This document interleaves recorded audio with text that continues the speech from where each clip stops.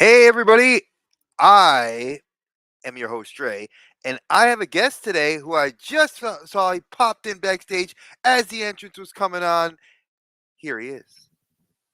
This is my brother from another mother, my Midwest friend, and the guy who says he retires like Shawn Michaels. Mr. WrestleMania needed to make another comeback just to get another shot at The Undertaker. Our boy, Yukon Phil. And, Welcome.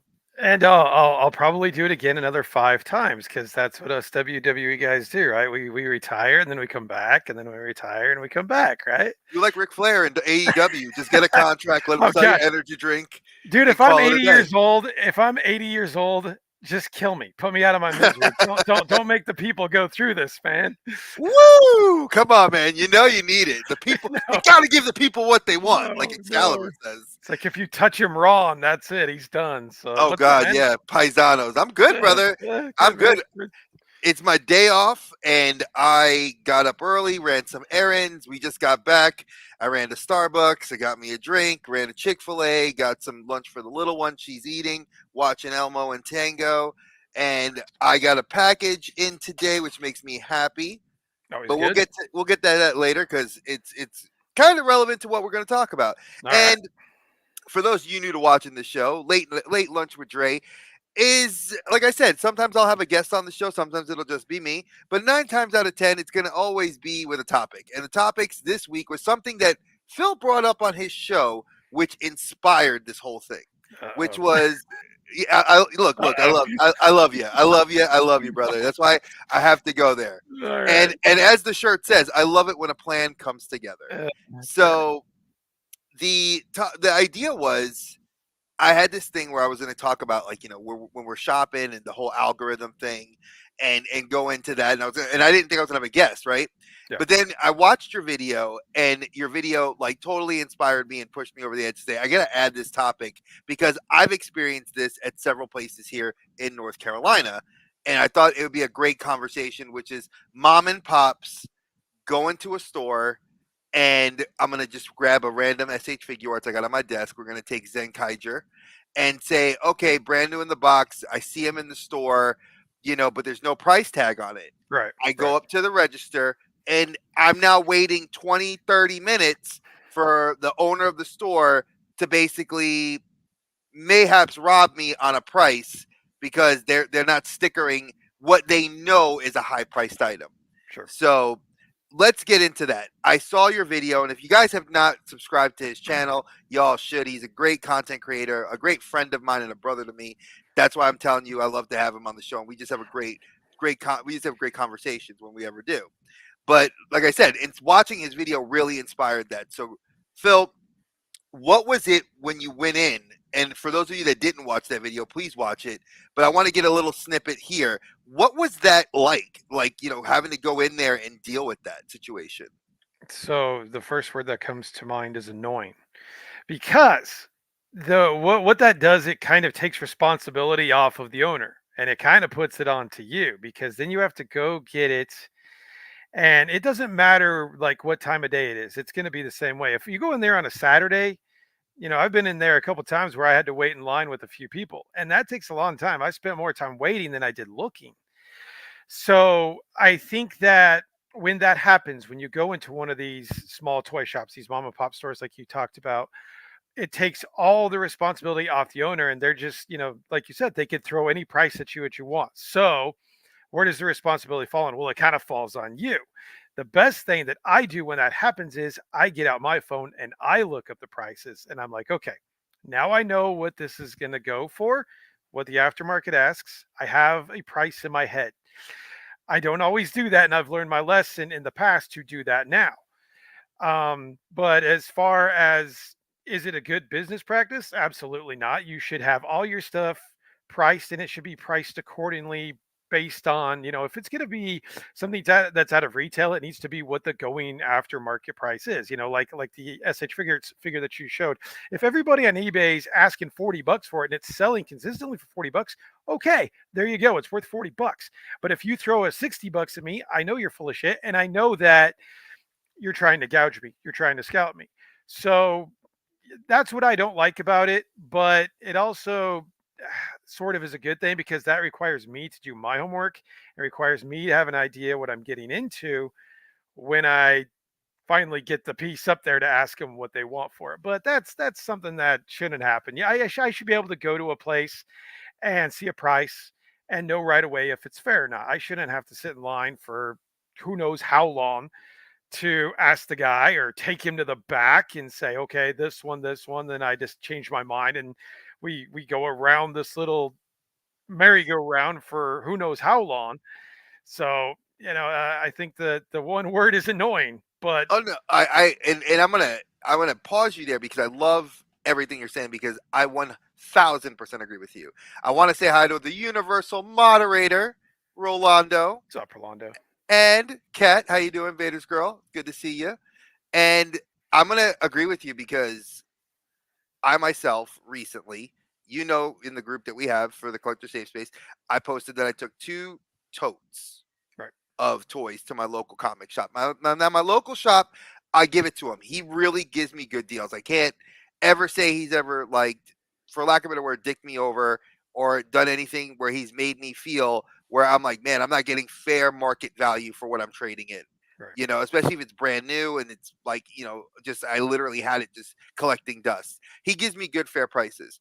But recently, like I sent him in stuff and I was like, I was giving him now for those of you that are not in the know, Marvel Legends, the symbiotes have kind of skyrocketed in price recently due to the upsurge in Spider-Man, and there's a possibility that with Venom: The Last Dance, we're going to be getting Lasher. So a lot of people are saying that because they did the reissue of Carnage recently from Let There Be Carnage Marvel Legend, that we're going to be seeing some reissues, maybe even movie issues of these figures. So their originals went up.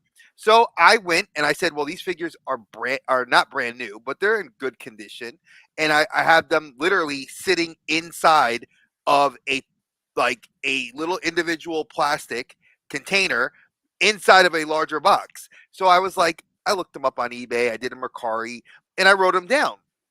And Right. for the first time I've ever done this to him, I put an envelope in the bag and said, "These are the look, these are my non-negotiables because I know that I'm giving you quality figures, and if you're gonna give me like a fair price, these are the ranges of the price that I'm looking at."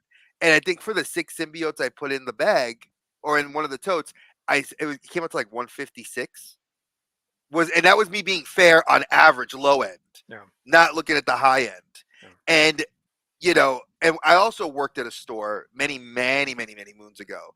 After my first marriage ended horribly, I when I was living with my sister, I didn't have a real good job, and one of the things I did was I worked at a retro toy store that one of my friends locally here had introduced me to, and we one of the mottos that the manager that I became eventually I became the store manager. We had to change that was like we had to have a trade day at a time where we had cutoffs for trades. So that way, like if I was working by myself, I knew that after 5 o'clock, which gave me 2 hours to close the store, you weren't coming in at 6:30 expecting three, four, five things to trade to like get that done in the day. It wasn't happening, and it was hard because some days I'd get people coming in with like one item. Some days I'd get people coming in with whole collections. I'd get a vintage Star Wars collection, and that's before the vintage thing really blew up back in like 2013, no, 2014.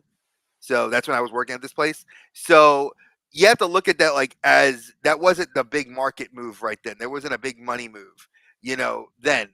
But I started to deal with Hot Toy, taking in Hot Toys as trades, and then I had to look those up, and I didn't know nearly as much as I know now. Right. And you're right. It was a shitty business model to like walk in and then you got you guys sitting there and it's like I'm Googling prices. And back then there was eBay.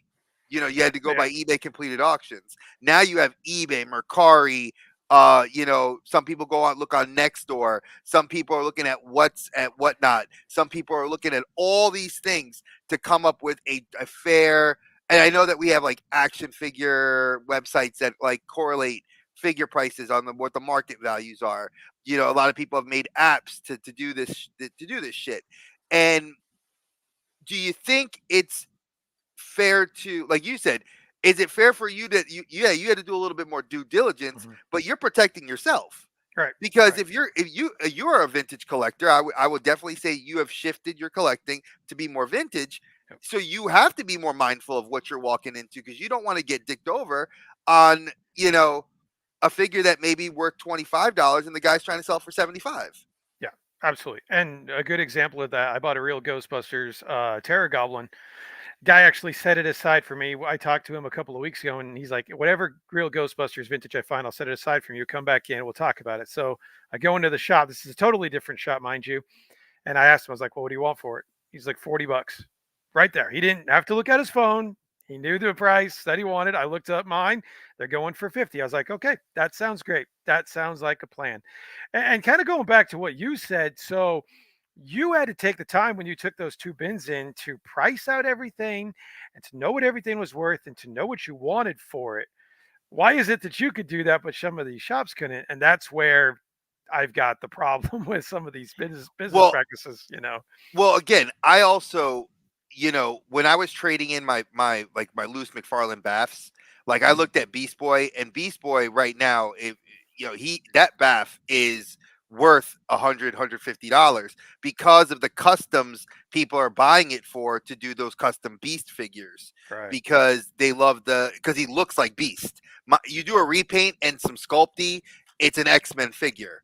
Yeah. And I get that. So that's why when I put that figure there, I was like, I looked at eBay completed auctions, I looked at Mercari, and I even looked at nextdoor.com.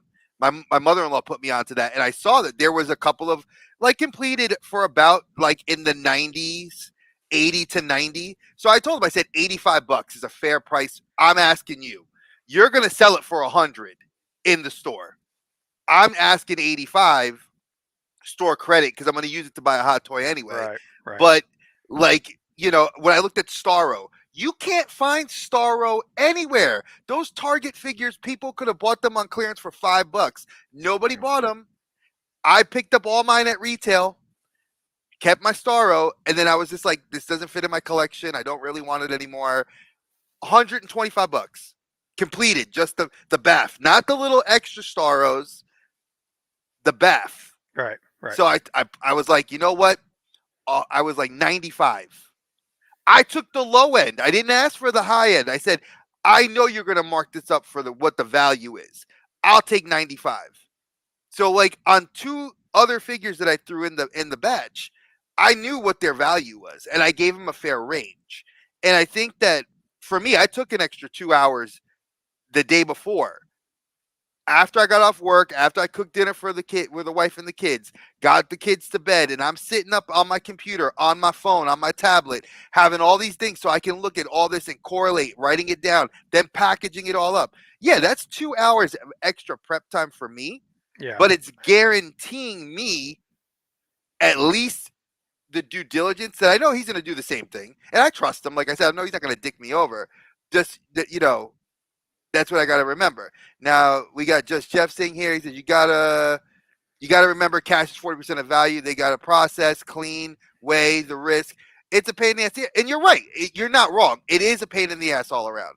But at the same time, as a collector that's looking to move those pieces, that knows they're going to move those pieces, and like I said, the store has high volume, and I know what he gets. He Mhm. does superheroes. He does Star Wars vintage, GI Joe vintage, and he does Toho vintage. So a lot of the Godzilla stuff. Right. Knowing that I know what he moves in and that comics and superheroes are like number one, when I give him stuff, I clean it. I do the due diligence of giving him that privilege because one, I've known him for well over a decade. He's a very good friend of mine. My family knows him. I try to get ahead also because when he sees that I took the time to clean it, dust it, make sure it's all good, he has less things on his plate to do. Oh Now yeah. I don't. Now I Absolutely. don't. I don't know, Phil. Like, and you've lucked out because I've gone to. There was a place here I went almost. Now, mind you, I don't know how far these places are from your house. One of the places I drove to, and this was last year, spring. One place here in North Carolina is like an hour and a half away from me, and I drove there to bring in when I sold all my Transformers. You remember when I got rid of all my Yeah. Yeah. Transformers? Yeah. Yeah. I took that, and there was only one place that took them. This guy in God, Bubba fuck North Carolina took it. And I love the store because it was, and the store is still around. They're actually experiencing. He just got robbed recently. I felt terrible. Oh, And he's dealing with that. But I took it to him. He's like, send me pictures of what you got. And I was like, this is the first time I've dealt with somebody that you could tell is a professional collector, but a professional buyer of collections. right, right, You right. know, and I think a lot of these people that are getting into the retro hobby, that are going into retro stores, don't do their due diligence to know, like, hey, I have pictures of my collection. Here you go. This is what I'm looking to sell you. Clean, clear shots where the guy can zoom in or the girl can zoom in. They can take a look. Plus, if you also have a notepad on your phone, either your iPhone or your Android phone, like you or I would do, we would have prices preset, knowing like, hey, Oh yeah, absolutely. these are You the have to. high value. Like, Mhm. hey, these are my high value figures. Yep. Yep. These are what I'm gonna sell you. Yeah. So I mean, it's like I always say, if you're buying toys and you think you're going to make money out of it, you're in the wrong you're in the wrong oh business. yeah, Even trying to get what's going rate is tough because it's kind of like what Jeff said. There is costs and other things that go into these stores having it where they got to clean it, they got to do all these things, that go with it. So honestly, when I sell stuff, I tend to go more towards Bakari and eBay because it seems like in my personal experience, I've had better luck on those places than take it into like another toy shop. I took a couple things in a couple weeks ago and I got a fair deal, just based on what I had paid for it. Where if I pay $5 for something, I'm happy to get almost anything because I'm making money no matter what happens. of course. But yeah, I get a little nervous when it comes to selling things to some of the places around me because I don't feel. I mean, one guy told me, for instance, he's like, "We're not buying anything Star Wars, nothing, because the shit doesn't sell." I mean, they have Star Wars figures that have that much dust on them all through the entire store. So it's like, well, I got a lot of Star Wars, so I'm not gonna sell that stuff. But yeah, I think it's really just what works best for you. But again, do the homework, know what it's going for, have a price in mind what you want, and then be willing. I think a lot of people too, and this goes with buyers and sellers, us as collectors, them as toy store owners. Be flexible. Like, don't just say I want $100 for this, no matter what. If they offer you 80, or they offer you 90, like I think that's why I've had good luck selling things like a Mercari. Is I take, you guys know that I sold my Black Series collection. I probably got screwed on that, but for me, that was a good price because I just wanted to kind of be done with it. When you're done with something, you just want to get rid of it. So, Exactly. it's really a personal preference on how this stuff goes. If you want to be, I want this and I want this, okay, but you're gonna have a hard time getting rid of it, or you're gonna have a hard time, getting it. Also, if you're scouring for such a good price, we all want a deal, but there's times where you find something, you got to kind of pay what they're asking if it's like a vintage thing, like with what I mentioned with the Ghostbuster thing. So, again, it's just what are you willing to do? What does your And, budget allow? and I think that's another thing too. Like, I think that a lot of people are looking outside of their budgets right now, Mhm. especially when you look at a vintage or even a modern collector. Like, I'll give you a perfect example, and this is something we could talk about going forward, because you were saying with Mercari and eBay. A lot of people lately have said Mercari, and especially with Mercari raising their prices, Yep. where it kind of now has done the paradigm shift, where we've gone to the sellers having no cost, Yep. but the buyer now carries all the responsibility. So, like, if you go on Mercari and you're like, hey, man, I really want this rare, for me, we'll say a rare Common Rider figure. And it's like, oh, good, he's only like $35. But at the end of the transaction, when you look at the report, it's like, hey, you're paying a service fee of $18. You're paying tax. You're paying Right. shipping. Shipping, You're all that. paying Yeah. this. And then it's like, oh, wait. And then you're paying the packaging fee. Now it's $95. Mhm. So something that was so cheap now has become so expensive. You know, what do you think of that? Do you think collecting has caused this paradigm shift, Oh yeah. or what do you think has caused this shift in that area? Yeah, I think collecting has, and the FOMO that's caused it, and the, you know, Mercari's trying, but they're not going about it in the right way. So for instance, an example of what I would do if I was a seller for Mercari, I would offer. It got to the point earlier, like before this year, you had to charge shipping because shipping rates are so expensive. Now you have to kind of reassess and give free shipping because, like you said, all the fees are going onto the buyer now. So you got to try to cut them some slack so that they want to actually buy from you. I still go through Mercari and there's no free shipping, and people are wondering why they can't sell crap. Well, like you said, a $35 thing just turned into a $95 thing because Mercari said, okay, all the responsibility is now on the buyer. Well, I personally won't buy anything on Mercari, especially vintage. Vintage, you got to be so much more careful with making sure that it's not only in good condition and you're seeing what you're seeing, but that it's actually legit, that it's not a reissue because there's so many reissues nowadays. So Oh yeah. I won't buy a Mercari anymore.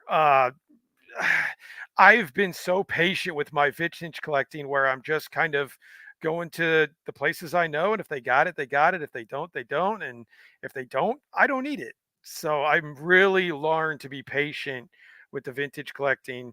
And there's a lot of crap out there. There's a lot of crap where people try to screw you. There's a lot of bad product out there. I was at the Southwest Oklahoma Toy Show in late January, and the amount of garbage that they're trying to sell you there for a lot of money. I mean, we're talking figures that are mangled, man, and they're trying to sell them for $20. And it's like, no, we're not doing this. We got to be patient on it. And when we find the right thing, we'll get it. But again, it seems like it always falls on the collector. It's always up to us to adjust and to go in a Circle of life. different, yeah, it is. And the sellers, they kind of, I think sometimes they get it, they have it easier. I think it's just like, why is it always fall on us? We gotta adjust to the inflation. We gotta adjust to the people screwing everybody with the fake repros and with the fees coming out of us. And it's just patience is, I've really learned that, especially since being on YouTube. Patience is definitely the way to do it with prices, with quality, with all of it. And you have to. I think Mm. I think Jeff said it best too. That collectible toy store owners have such high margins. Mhm. Like my comic shop. I've said this before. Rebel Base Toys has done me so well, and I love them, and I always will give them business. And one of the things I love about them is I will go there and pick up a Marvel Legend that if Target doesn't have it or whatever, or even if Target does have it, I'll still pay that $5 above the margin, not because I'm just giving them the business. It's because I think that this is a guy that's, yeah, he's paid he pays whatever the margins Hasbro's charging him, whatever.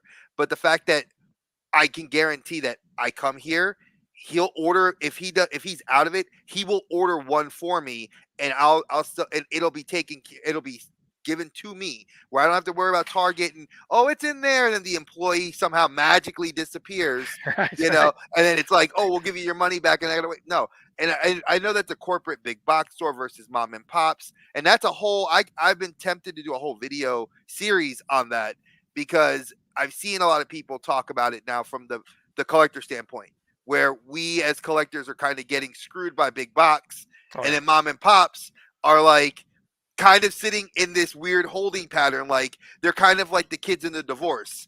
Like, Um, what do we do? Like, do I go to the mom, who's Hasbro and everything else, and say I love you because your prices are going up, or do I go to the collectors and say I got to be fair to you guys because you're my market? That's who I'm trying to sell to.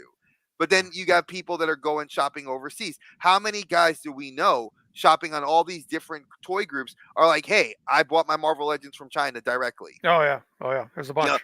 There's a lot of and stuff. there's so many. There's so many guys I know on the different Facebook groups I've seen and the different toy groups, or even guys that are now just saying, "Fuck it, I don't want to do collecting anymore." And Yep. they're literally like they pause, and I was like, I'm not surprised because I kind of hit that wall this year when I made that decision to like start saying, well, until Marvel, like Mayflex starts putting out Marvel figures I really want, I don't really feel a pull to getting figures like every day, Yeah. or I don't need to shop the stores like my favorite four letter F word Ross. you know, and I say that's obviously sarcastically because you understand me. But Yeah. for those of you that don't know, Dave and I have a joke, and it's across several Oh, groups about Ross being a four-letter word we don't love because the algorithm loves it, but we don't. But when you think about it, it's all these places people are going to and trying to catch deals, and you're screwing over the big box store because Walmart's and Targets don't restock. I was just at Target today to go get some stuff, and we're looking. Rory's birthday's coming up. She's on a superhero kick right now. Wants a bunch of Spider-Man, Miles Morales, Gwen stuff. So I'm going through and I'm looking at the stuff, and it's empty, completely empty. The pegs from Marvel Legends empty. Now, mind you, there is a wave currently out, and it was found in Florida, but you can't find it here in North Carolina. New York hasn't gotten it yet. California, I don't give a shit about. If they find it, they find it. I just West Coast stuff doesn't equate to me because like Phil and I are closer to each other, where he may see it, and within a week I may see it. yeah. I don't care what the West Coast gets because they're going to get it first anyway. It comes into their ports. So when I stopped looking at people's feeds from there because it's like I'm not spending money on you getting me a toy. I could wait. Right. But again, we also had Hasbro recently state the big thing where they're like, I'm not shipping every wave to store, and some specialty stores are only getting it. What was it? That Namor wave with Black Mhm. Panther. That was a specialty shop. You can find it at GameStop, and now Power Princess is the one figure I wanted from the wave. Besides Crystar, which big shout out to Figure Fever for getting me Crystar, but now I can't find a Power Princess anywhere, and I'm unwilling to pay $50 for her because it's a $25 figure, really a $20 figure, and I just don't want to spend it. But Well, not only I'll that, wait. but they're doing international only figures now. Like they Hmm. just released Black Series, the last archive wave of Black Series. It's international only. Not that there's really any figures there that we want, but still, it's like, why are you doing that? Why are you doing international only? It makes no sense. That's the second wave they've done this year that's been straight up international only. And one of the figures that they had in there is one that would sell like crazy, which is the OG Stormtrooper.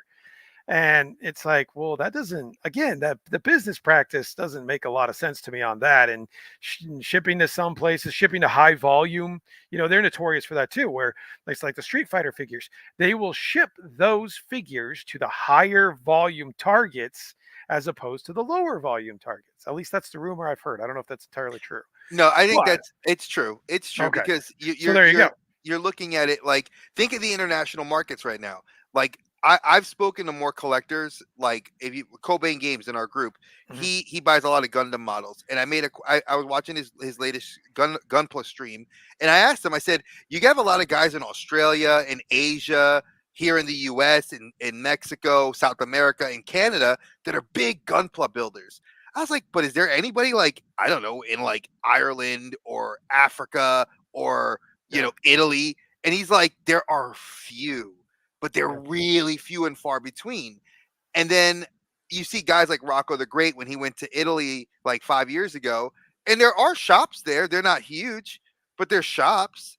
So it's like, okay, so I wonder what is the international market look like? What is it that's because the guys that like what was it, Edge Retro Geek Out, Hmm. Hmm. like it seems like you look at like Switzerland, France, Germany, those places are popping for Yeah. vintage toys. Yeah, yeah. Well, So, Japan obviously for new oh yeah. toys, China for new toys, that sort of thing. But again, like why are you like well with Star Wars for instance, why are you leaving us out of certain things? It's hard enough to get the things that are here, but you're leaving us out of certain things.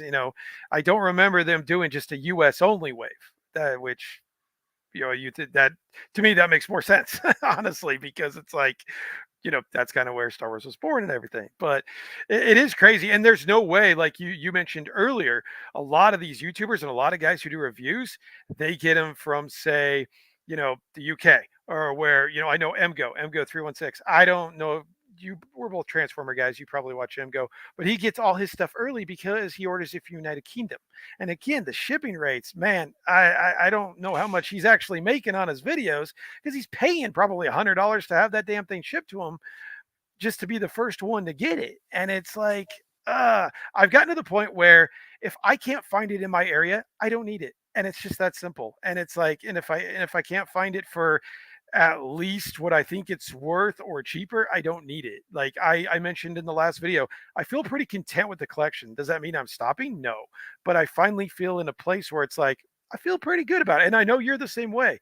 Since Hmm. you made the transition, and you show us on the group everything you get, and you seem happy with every single thing you It get. It's not feels like just a so good. throwaway go on the shelf. You feel content with what your collection looks like now. It's a sense of pride that Yeah. I haven't had that sense of pride since I was a statue collector. Yeah. Like it's that level of pride because when I bought my statues, I didn't get them often. My statues would come in and I would get them maybe every couple of months. I'd get like two or three that would come in and they were expensive. It wasn't like they were like, oh, they were like $20. No, these are like $300 statues. I'm getting like three at a time. And then like 4 months later, I'd get another three at a time, Right.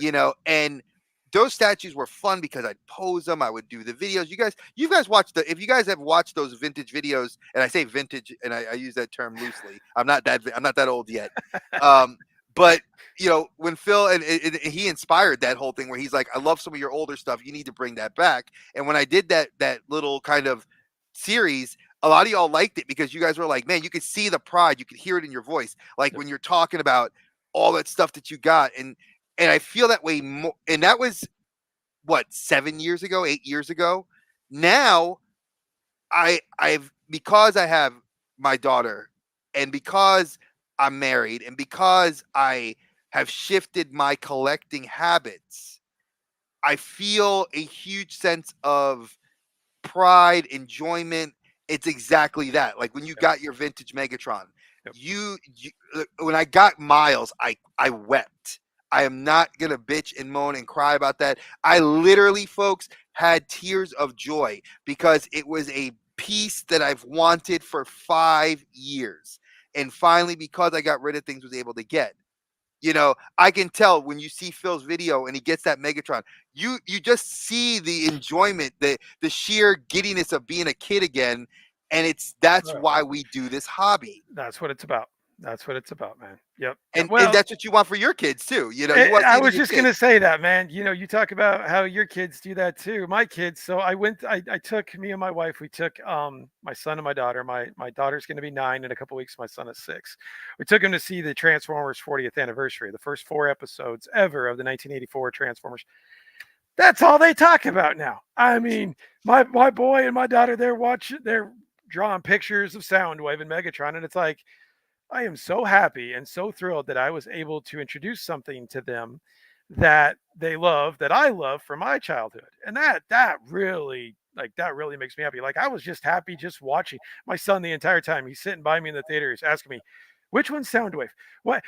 I don't like Megatron. Starscream should be leader. I'm like, dude, you're, you're cracking me up, The man. debates of genius of a child, man. That we should bring him on. We could Yeah. talk about Oh, this. he Why? would. He would. You'd be like, this is the reason Starscream should be leader. Point one, point two. It's that kind of stuff, man. It's priceless. And just seeing and my daughter's really not into that stuff. She is a little bit, but because I do it, she gets into it. And she's asking me for the figures and she's drawing stuff. And it's like, man, this is what it's all about. And that's what really gives me the joy now. I think the place that we can get in if we do too much of this stuff and we buy too much is we lose appreciation for it. And that's one thing I really noticed over like the last 6 months. It's like I would buy something, then I'm looking at it 6 months later. What the hell did I buy this for? Why did I buy this? And now I look at my collection, I'm like, I know why I bought that. I remember having that as a kid. I know why I have this. Even though I might not have the vintage, I've got a modern. I don't know if you saw it, but they just announced that on Amazon, the Technodrome, the TMNT vintage I saw Technodrome is that. going to I be saw released. that. I'm all in for that, man. I never had that as a kid. Another Grail. I will be going for that. And it's And, like and you look at it's the another joy in thing. your face. If you Yeah. if just watching you talk about it right now brings me joy because I love hearing my friends. It's seeing that level of enthusiasm. Yeah. Like you're like Dre. I heard about it and I was like, I was waiting. I was gonna mention it later, but I'm glad you brought it up I now. saw that Like right away this I morning. was like, look at it, look at it. He's like, yeah, like I can't wait. Yeah, Too bad I have to you pay $200 for the vintage now, so I'm happy. So like you, Colin, we already know you and Colin are going to be full in on it. I know that like Right. guys like Captain Spaulding are going to be in on it because that's Crazy stuff Toy that Hunters Guild will be full on it. Yep. exactly Yep. you guys are all in, and it's so cool to see that level of joy. Like for me, I like when I saw I'm you guys know I'm a huge I like Star Wars. I love Star Wars, and I love the Bad Batch. Like I felt bad how it ended because I kind of wish that like the ending was not the ending. But then again, as a true Star Wars fan, if you saw the Clone Wars animated movie from the early 2000s, you know that the troopers that we know from the Bad Batch, that's what's inspired the show because they're there. Okay. And what's kind of funny is like I saw the Hot Toys, and I went to my shop and I got Hunter. Love Hunter. He's my favorite character on the show. But then I love Crosshair, and I saw he's getting a release, and I was like, ooh, Hot Toys Hunter. It's true. Hot Toys. I was like, I got Hot Toys. I was like, ooh, Wrecker's currently out. I'm like, oh, I gotta get Wrecker. And I'm like, shit, where am I gonna find them? So it's like now I'm hunting, and it's like, you know, the show's over. I feel that joy. My Spider-Man stuff, like, like for me, when I saw Superior Spider-Man Hot Toy got announced, oh my god, my eyes just like completely like beamed at my comic shop owner. He was like, Dre, you know you're gonna get that. I was like, Oh dude, yeah. the minute it goes up for pre-order, I said, I don't. I said when it goes up for pre-order, Troy, just put Dre #1 on the list. Don't put yourself. Don't put anybody else in the store. Just know you're ordering me one. And he's like, pretty much everything Spider-Man you want me to order for you. I'm like, yes. There you go. Anything that's not DX with the bases that are going to cost me a lot of money, where my wife's going to throw me out in the street. I said, just get me that, and I'm okay. And he laughed because he's like, so I'm going to expect more stuff to come in. He's like, I'm like, yeah, expect more stuff. And when I brought him those things, it's like I got rid of my McFarlane collection, and I never felt more. I kept I think 4 pieces. I kept Blue Beetle because there's not a single Blue Beetle figure they've made yet. I kept Swamp Thing because that's like the best McFarlane 10-inch figure I've seen them make. I kept Batman Beyond because I love Batman Beyond, and there's yet to be another figure since the Mattel one that they've made, that with the 6-inch Mattel. And then I kept Constantine because my wife got me Constantine, and I am not willing to go spend $300 on the Right. Mesco. Yeah. So everything else left my collection. Like I was like, I'm gonna get a Peacemaker hot toy. I decided that recently. I was like, because I love the Peacemaker you got me, but I was like, I need a Peacemaker hot toy because I love John Cena that Hey, much. I get it, man. I get I, it. I love Cena that much that I was like, I need the hot toy. After There you go. seeing it, There you go. since he opened them up, and I was like, damn, I'm like, that looks really good. Right, I was right, like, right. man, he looks dope, and my store has them, and I'm like, Yeah. Green Goblin. There's so many things, and it's like, we've shifted, and I could see it in your collection, and you could see it. Like I know that, and I'm gonna use the Shawn Michael reference for you because I think it's very apropos. Sure, go for it. When you lost your smile, you saw what it was to bring you back. And when I saw the minute, I remember Dave texted me. He's like, Dre, he's like, is he back? And that was his text message to me. Outside of IG, Dave texted me, and I looked at my phone and I just busted out laughing. I was like, and I had the moment like just when I'm there, I'm getting out, they pull me back in, and it's like I could see it was you. Like your back got broken, Well, you lost your smile, you come back, and you're like, I'm here. dude, that's it. That's the whole thing. It's like it takes time to learn how to do this. You can't. A lot of you guys, a lot of people think that you just put the camera in front of you and you talk about toys and you go, well, you don't understand what kind of not only self-doubt you can have, but it really you really got to watch it. If it takes control of you and you start getting too into it, and like you said, you lose the smile and you lose the love for it, you lose the passion talking to people about it, and you don't want to make a video, and it's just kind of it makes you kind of sick thinking about it. You need to walk away, and that can be for who knows how long. I've done this like 3 or 4 times now, and every time I do it, I'm glad I did it, because there's times I want to just be done with it completely, but then I think of Yakking with Yukon, which is my live stream. I think of being on Dre's show. I think this is the third time I've been on Dre's show. Which You've been on 4 times. Okay, 4 times. You've been on mine like 4 times too. So, you start. thinking about that stuff, and that is really what brings you back, and really what gets you there. And I'm never am against talking about toys. And I also just want to take a second to thank everybody who did reach out to me, because there was more than expected people who did reach out to me, and I do appreciate that. And it the devil gets in your head a little bit, and people are like, well, he wants you to think that people don't know you, people don't care about you, people don't remember you, they don't care if you're there, you don't care if you're gone.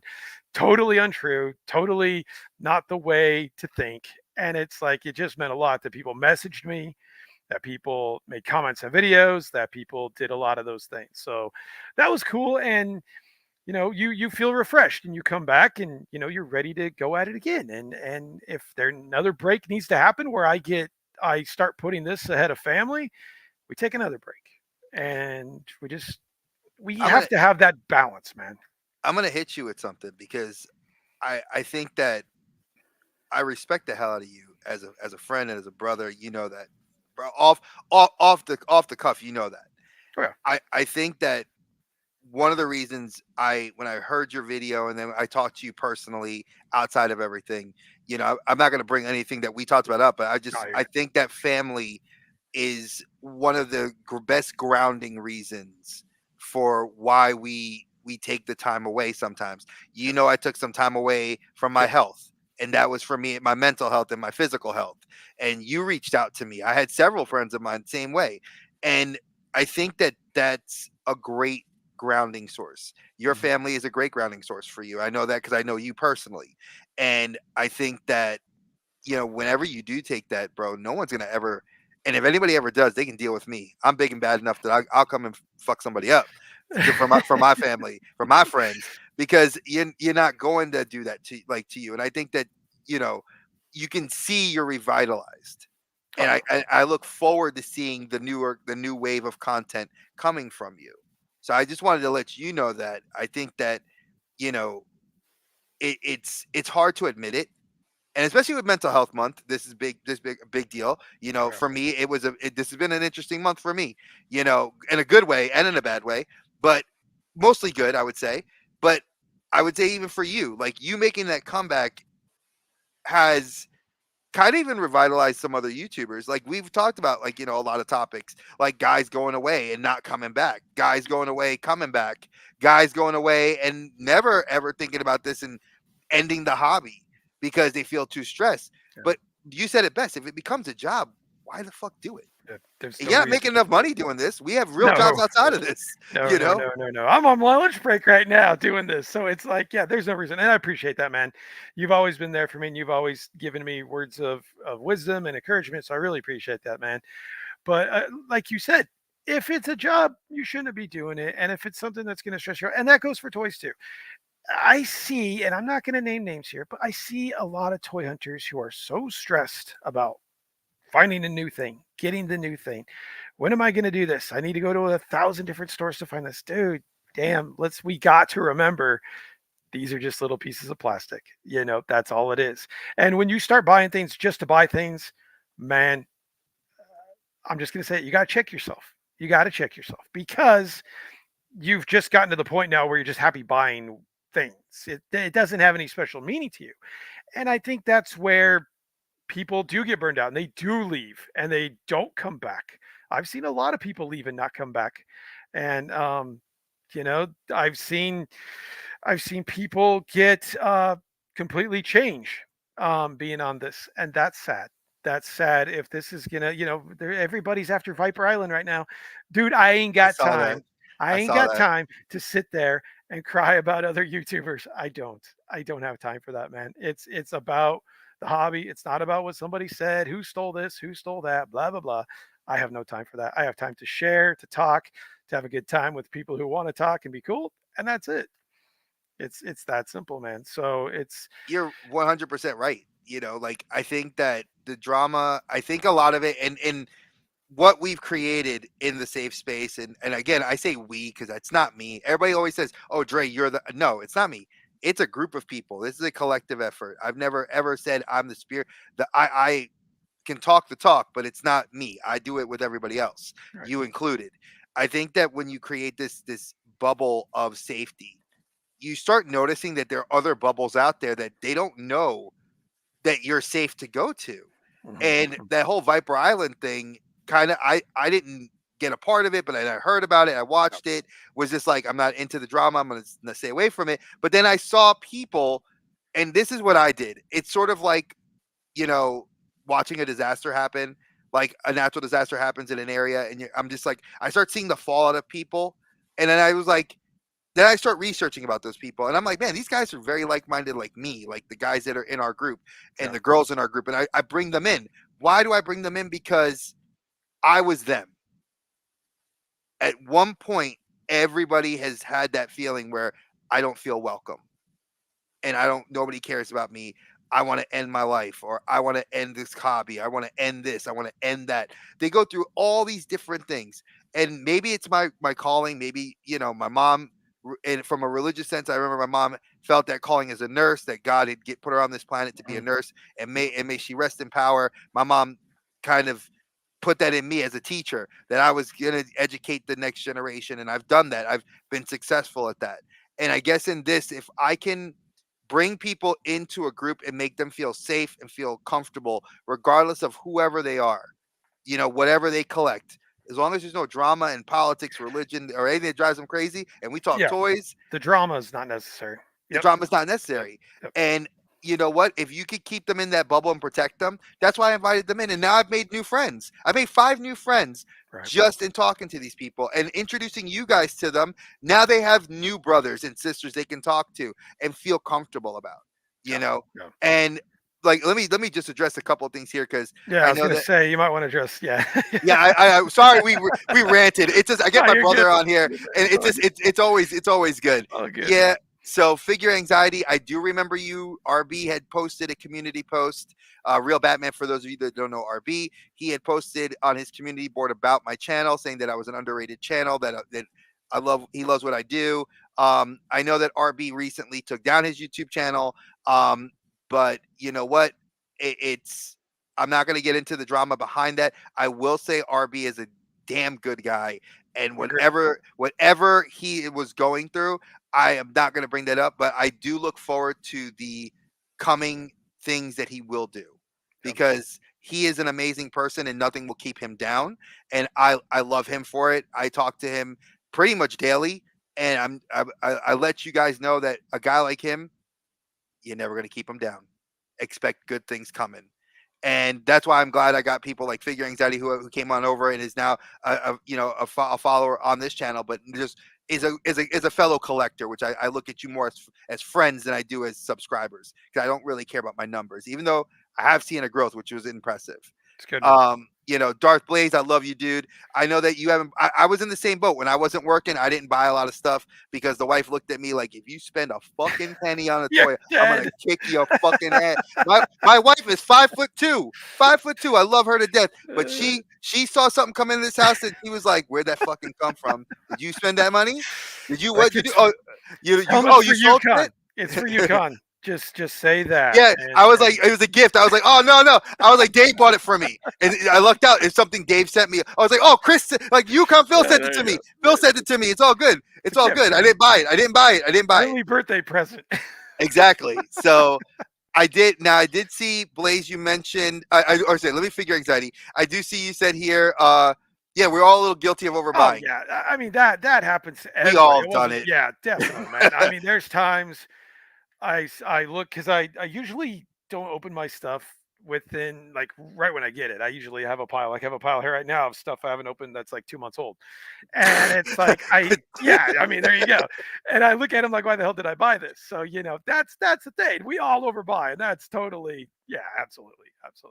I mean, I've stopped overbuying because once I started working and I realized how my money was good, and then I was, we're paying down debt, we're doing so much other stuff in the house, we're saving up to buy a house.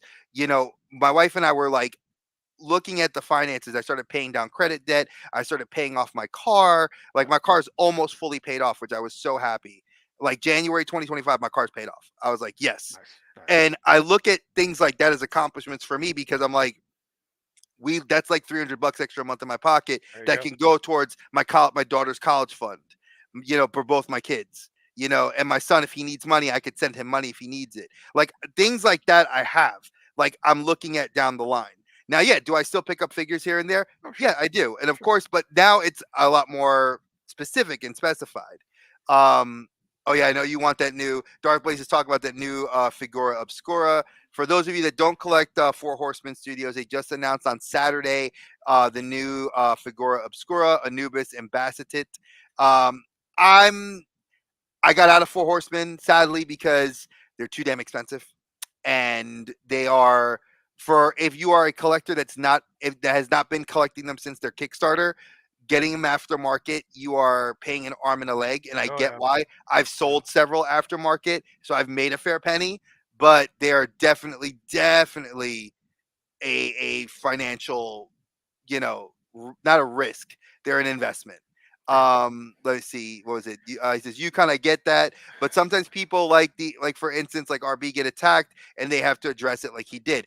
I'm gonna say this before even Yukon speaks. I'm gonna say it for me.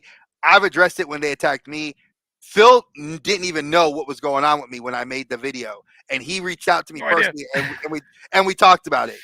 So there's a lot that goes behind the scenes. And again, like I'm not going to speak about people's business because that's not what I do. I've never been that way. I'll talk to people if they want to talk to me outside of the platform, we can. But I'm not going to address it because I'm not feeding the trolls. I'm not feeding anything. It's ridiculous, Yeah. I and mean, it's so ridiculous. we're, It's we're, we're just I'm 46 years old. I got better yeah, things to do with my fucking time. exactly. Now, I agree with you. You said it's just toys, but some people, and Phil said it best. Some people really do take this shit way Very too seriously. serious. Yes, they Like do. this is their life. Like Yes. to me, this is. Yes. We have kids. Yes. We have wives. Outside of this, I exist.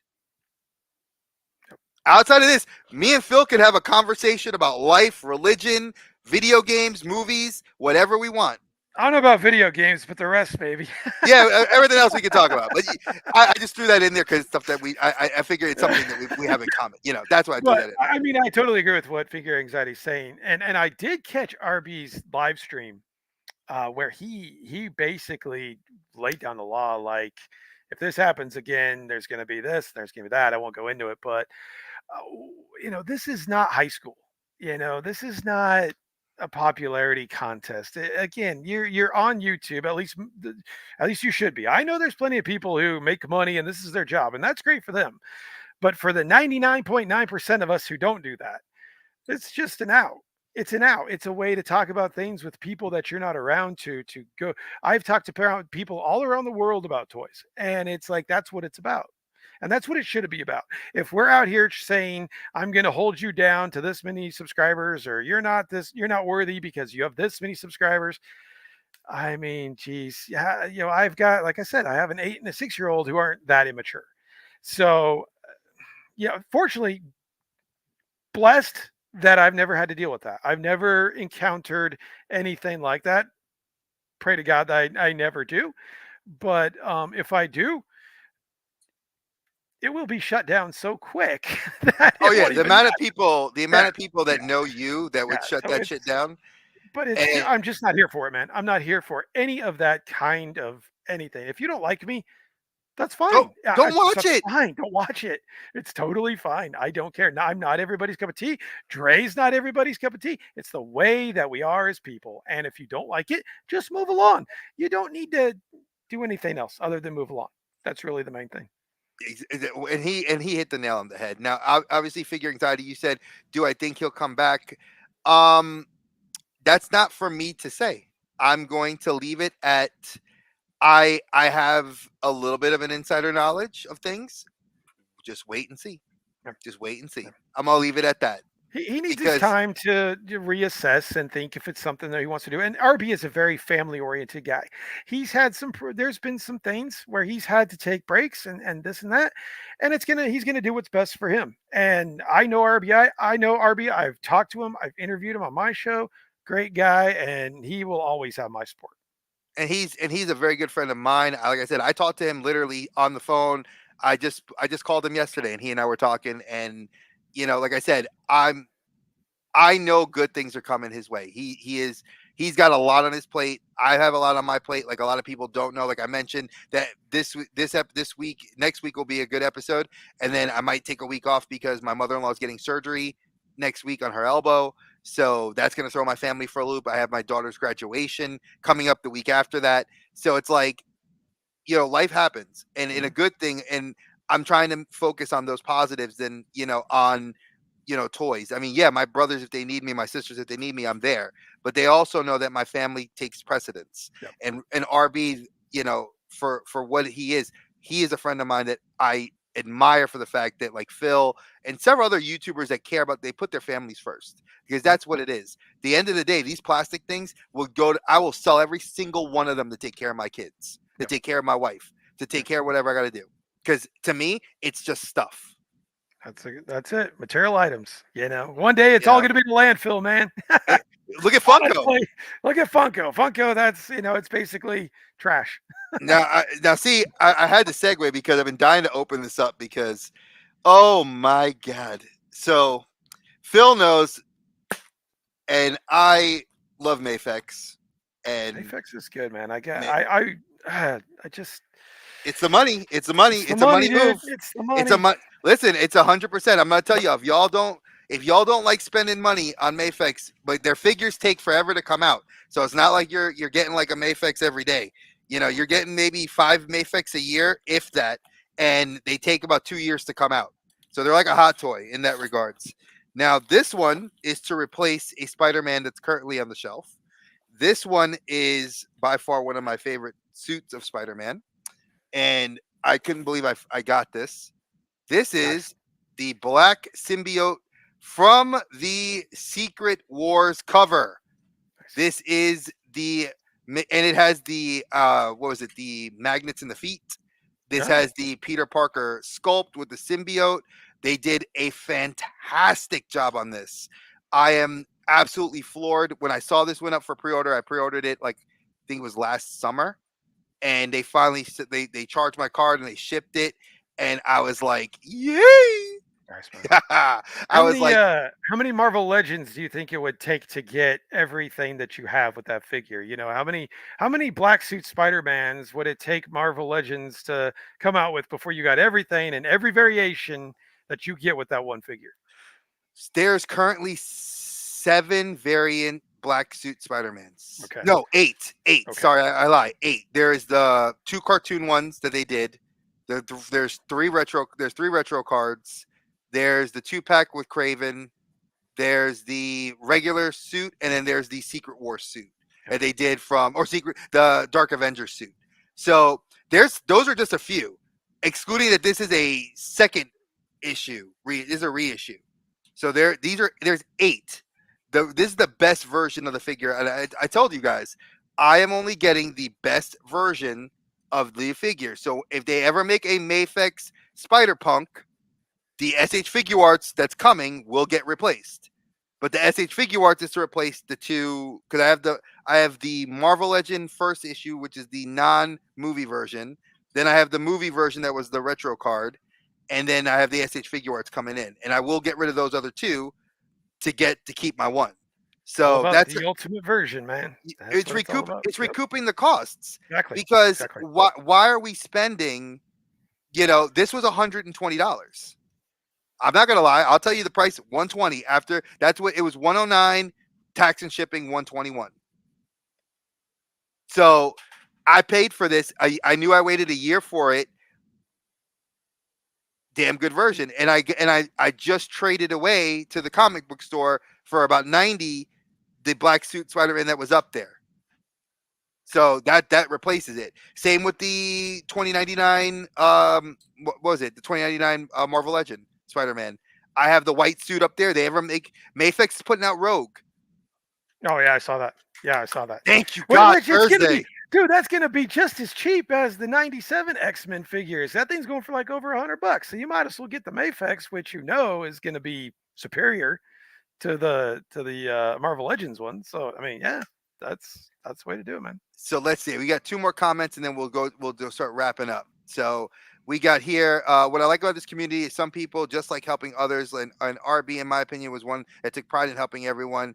Like you guys, Yukon, sub to you, bro, Thank you. 100%. Appreciate that. And Figure Anxiety, that's why I do what I do. That's why I've surrounded myself with people that want to build a community, that are looking to build a group of like-minded, happy people. I'm not saying we always got to be happy with fake smiles, because life doesn't sometimes is not kittens, unicorn farts, and everything else. It sucks, Right. you know. But at the end of the day, if I can lean on my brothers and sisters to talk, that's what matters. And then I see Just Jeff said, "Oh, I should look overseas." He paid 92. Big Bad had the best deal. Toyco didn't have it up for pre-order, so that's why I grabbed it through Big Bad, because I saw Entertainment Earth had it for like $120. Big Bad had it for 109. And if I some overseas sites, I get skeptical. Oh, we rock. Well, thank you. I mean, we Thanks, try. man. Appreciate that. So I know I got to let this guy tell us here what's going on tonight. I know you have something happening tonight. Tell us about it. I do. So I have a live stream called Yakking with Yukon. If you guys don't know what it is, haven't heard of it. It used to be on Sundays, going to be on Tuesdays now, because Sundays, again, it's like what Dre and I talked about. The weekends are tough, man. The weekends are family time. I got a lot of stuff. My kids were getting ready for school. We got a lot of stuff going on Sundays, and I'm usually dead on Sunday nights. Oh, yeah. Tuesday works a lot better over the summer. So we're coming back tonight at 8 p.m. Central time. My brother Dan, who owns his own mask shop, his own prop shop, he does a lot of stuff for Halloween, is going to be on. And he's not a huge toy guy, but I'm gonna pull into the deep files of my brother and get him to talk about toys a little bit. So I'm really excited to get back on the show and do it. I love Yakking with Yukon. I think it's my favorite part of my entire channel. I love that I see the same people in the chat. I always have people that are wanting to come on. I've never had anybody bail on me, so it's just a good time. And I throw out videos when I can. That's it. I don't commit to anything anymore when it comes to YouTube, because it's like it's on the side, and I do it when I can. But Yakking with Yukon for tonight will be at 8 o'clock. So if you guys want to check it out, go to my channel. It'll be on. Now that's Central time. So it's 8 o'clock time, Central. yeah. It's 8 o'clock Central, 9 p.m. Eastern for those that are on the East Coast. And if you're West Coast, that'll be 5 p.m. Yes. So definitely check him out, guys. Listen, like I said, I've been on there. He's had Dave's Dimension. He's had everybody. He's had big guys, little guys. Doesn't matter what your sub count was. He brought you on, and he has a good time. And eventually, I know I'm going to be making. And it's me and Ed. We're tied. We have to have the tiebreaker show. You can't. That's why I said, I'm glad you can't retire. Me and Ed have to be on the show at the same time. So you have to make I agree. The same time, we're gonna have to work that out, man. But yeah, definitely.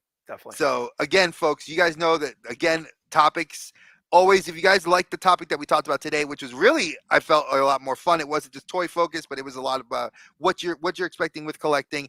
If that's something that interests you, drop a comment in the comments. Let me know. You all know my socials. You all know, if you haven't found, Phil, he's Yukon Phil at IG. Definitely hit him up. If you are on YouTube or do anything as a content creator and want to be on a show, message him. He will make that time for you, and you guys can work things out. All right. And folks, I appreciate every single one of y'all that came through the chat. It was really awesome. Felt the chat was lively. It was a slow start, but an awesome finish. And thank you guys for watching. Thank you for another late lunch. Big shout out to my brother. I'm going to bring him on again. And he just came in. He snuck in. Greg snuck in. Look, he snuck in right at the end. Yeah, but hey, you know what, though? I'm going to say that hashtag watch the replay. It's always good. And as always, my friends, stay geeky, y'all. Peace. And we'll see you on the flip side. Have a great one, guys. Thanks, guys.